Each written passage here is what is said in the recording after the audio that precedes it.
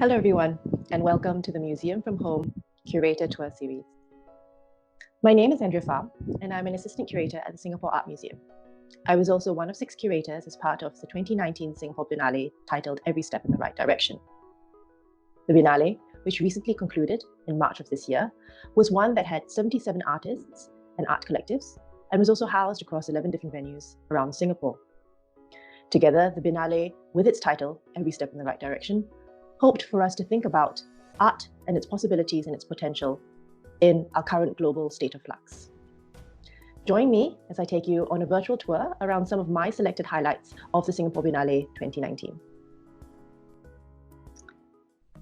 Hello and welcome to Gillman Barracks, one of the 11 locations where the Singapore Biennale 2019 was held.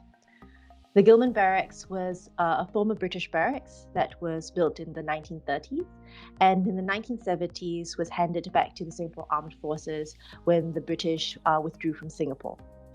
In 2012, Gillman Barracks, as we know it today, which is a contemporary art cluster, was launched. And today we have several contemporary commercial galleries, the NTU Centre for Contemporary Art, as well as some other eateries as well. But to talk about the artwork, what we're looking at here would be the presentation of present past patterns by Hmong Australian Vanghoua Anthony Bui. I'm going to take this opportunity to sort of pan across to show you the extent of the work by Vanghoua. It's a work that we describe as being a site-specific installation. And the reason we describe it as such is because it is essentially specific to this site. The work has been produced, the specifications of the work have been produced with the architecture of this space in mind. And you can actually see then how the black and white patterning, as well as the pink and green borders, fit quite nicely in either the roofing of this pathway or else acting as frameworks that you then see overlaid over the side of each step. So the work by Vanghoua Anthony Bui considers his own Hmong ethnic heritage and is essentially a theme that reoccurs in several of his other artworks.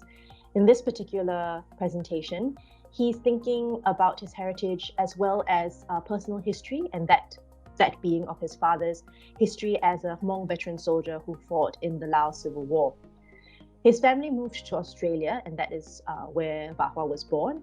And throughout the time of Vanghoua's growing up, he heard recounts of his father's time as a veteran through oral history. His father would revisit his time through stories that he would tell almost daily. It was in the early 2000s, I believe, or 2010s, that footage of the Laos Civil War was finally made widely available. And in that footage, which was a documentary film that had interviews with veterans, it had photographs as well as video documentation as well, Vanghoua was able to connect the oral history as delivered from his father with the visuality of recorded documentation. And the narrative then became quite full and became quite rich.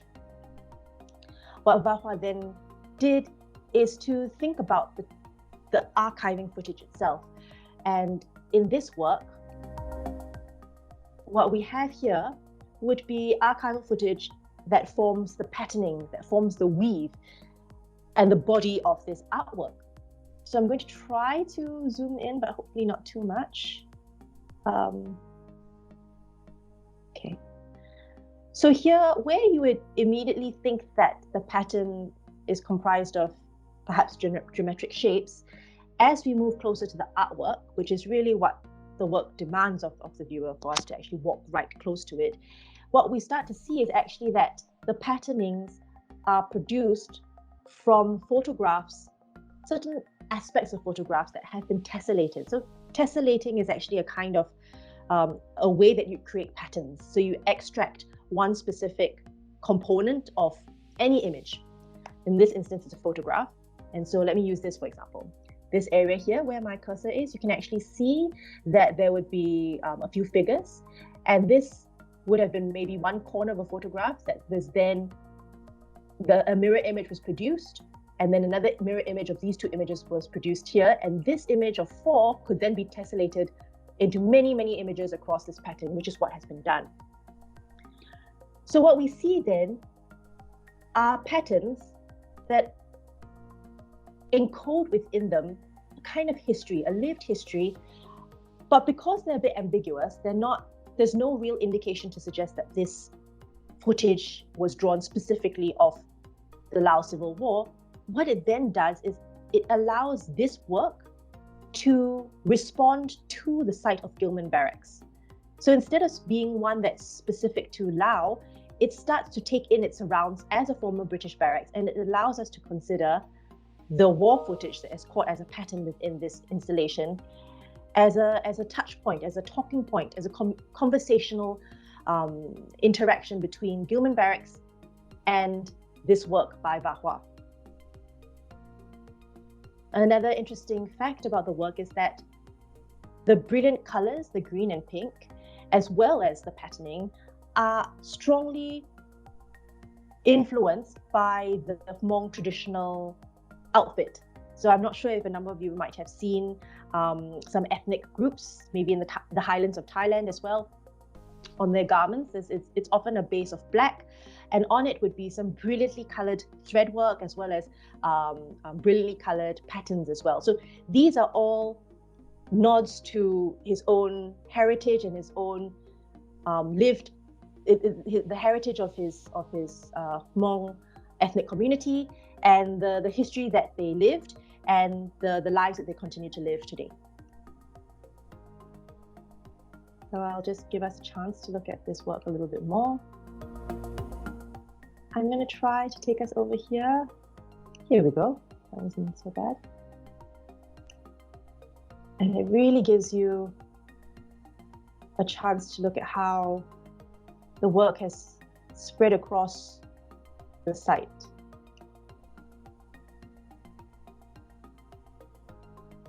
Now I'm going to travel down this way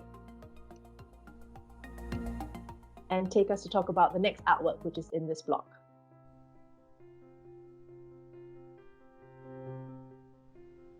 The next work I'm going to talk about is by Nabilah Nordin, a Singapore-Australian artist.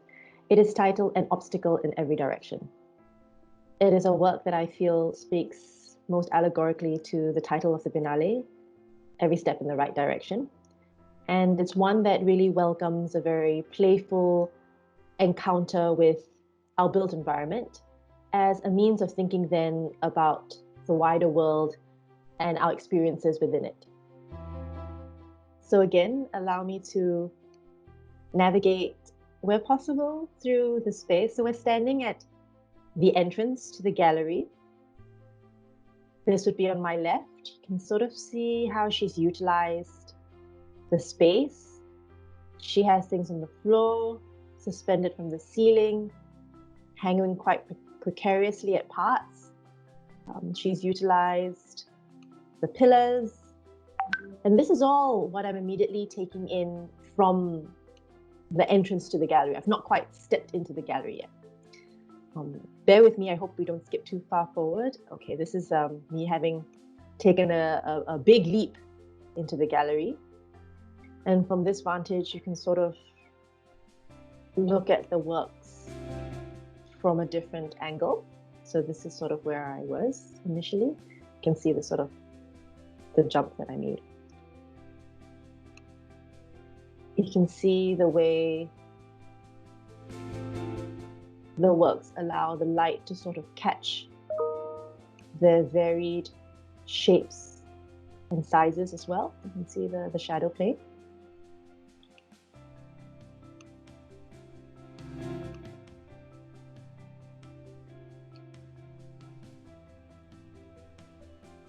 And in the way that I've panned through the space as slowly as possible and with the technology that we've been provided, I was hoping that perhaps some of us could recognize, I think, elements that we've seen in our built environment before. So let me walk a little bit closer. Okay, again, jump straight across the gallery. This looks like some charcoal, right? Small little logs of charcoal.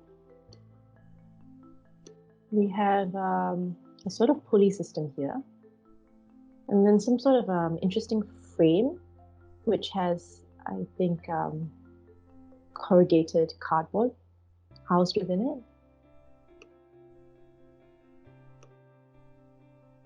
We also have a net, a sort of fish trap here, and maybe a skateboard with the wheels exposed. This work, again, just to remind everybody, is titled An Obstacle in Every Direction. And what we've done in my 3 jumps across the space is to navigate the gallery in a sort of precarious manner, but an intentionally precarious manner. Her work is one that asks us to consider what an obstacle course is. By most definitions, an obstacle course would be something that has a starting point, has an ending point. It's, you're often timed as well. It's an obstacle course after all. You're timed and you're meant to be goal oriented, right? You're supposed to achieve something, whether it's an improved timing or else something right at the end of the obstacle course itself waiting for you. But really what Nabilah is asking us to do is to walk through this space and, first of all, to ask, where should I be navigating? What is the demarcated space? Is there even a demarcated space? Right? She's not charted a clear path for us. There is a noticeable path, and it would be this one. But then at the same time, you can actually see that there's invitation to navigate around this sculpture. There's invitation to navigate around this sculpture, if you can sort of fit between the poles and the pillars. Everywhere is an opportunity for us to consider the different routes that we could potentially chart out for ourselves. Something that calls to our sense of adventure, that calls to our sense of inquiry, curiosity. And in doing that, in navigating through the space, you are aware of a heightened sense of observation. You're very much concerned with perhaps being found out. Maybe this is not the path that I'm meant to be charted, meant to be walking along. Maybe this is if nobody's looking, I can squeeze through between this pale and the wall, and between the sculpture at the back and this sculpture here in front.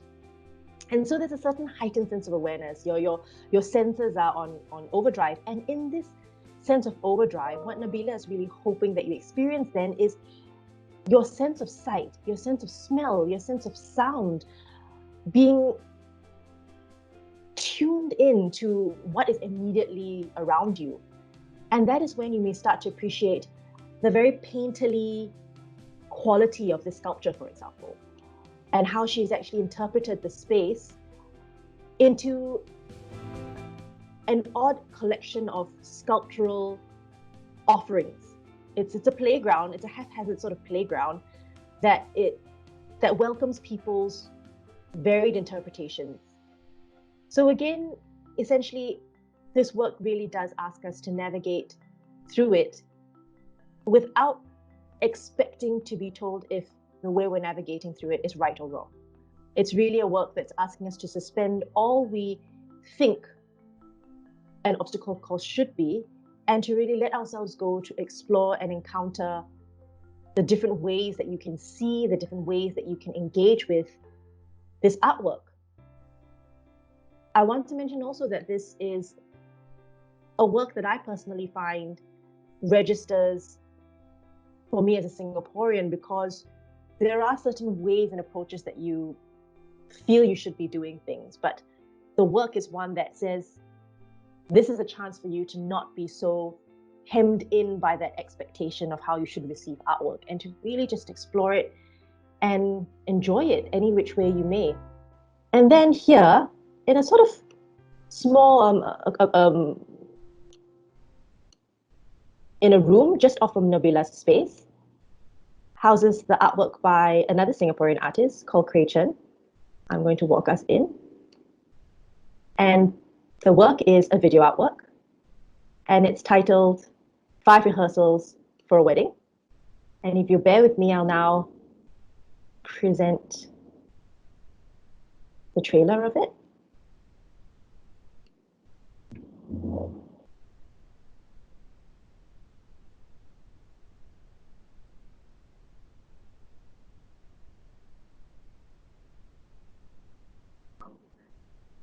I just need to angle yourself towards, or V-shape towards, okay, yes, that's right. Too much.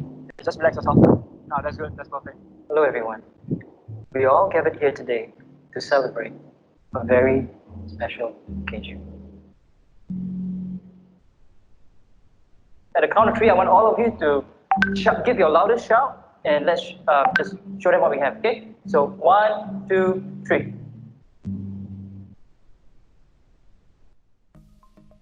So that would be the work that sits right beside Nabilah's. And I'll pause here on this frame to describe Kray Chen's work. 5 Rehearsals of a Wedding is, as its name alludes, rehearsals of the different components of a traditional Chinese Singaporean wedding. The rehearsals comprise, and here I'm going to be giving a little bit away, but not too much, I hope, would be the gate crashing, the tea ceremony, the solemnization, the march in, and the yam sing, or the speeches, or the wedding banquet. All of that which comes together in the last segment. So what one will notice from this video is that it is a rehearsal, and there is a rehearsal, but there's only a groom, there isn't a bride. So it sort of is this suggestion that it's a rehearsal for a day that doesn't necessarily feel like it might happen, not in the near future anyway. And it is one that speaks about, again, a specific segment of the Singapore population, and quite specifically it would be men of marriageable age, having finished national service, having finished university. They're of this age group where there's a certain level of expectation on them to get married, to have children, to essentially forge this family nucleus.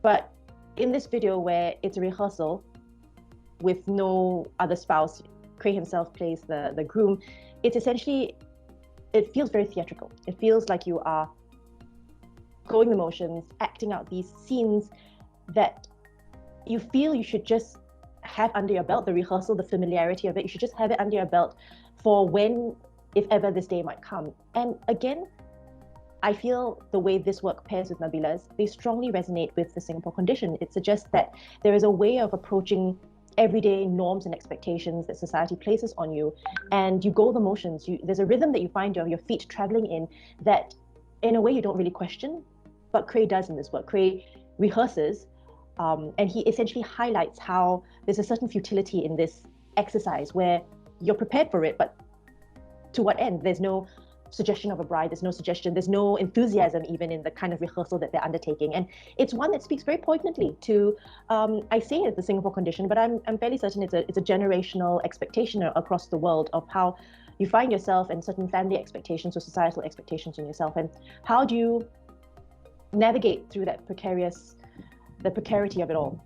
And I feel in this way it's very humorous and satirical, and it's interesting then to think about how certain artists disarm you through the highlighting of certain oddities within society. And they do this, and it's a disarming, I mean, it's an effective mode in which to arrest the viewer. They take this certain topic and essentially throw humor in the face of it. And then it's interesting to see this very refreshing take on something we generally allow ourselves to fall within. So these are 2 works, and together with Vanghoua and the Nive's, together 3, that were housed at the Gilman Barracks, that I felt resonated very strongly with the kind of curatorial drive that I was interested in personally, being one of the 6 curators involved in the Singapore Biennale. For me, it was thinking about how artists have that agency to consider difficult issues of our time, whether it's a generational thing, whether it's specific to one society or societies at large with a capital S, and how they tackle it through languages, in these instances, site-specific installations. For Vanghoua, for Nabilah's, it would be sculptural and painterly forms, and in Kray's instance, in a video installation. How do these artists then grapple with urgencies of their time through their own language, through the language that they are comfortable with. So I end on this note, and I do encourage everybody to stay tuned for our continued series in Museum from Home. Thank you.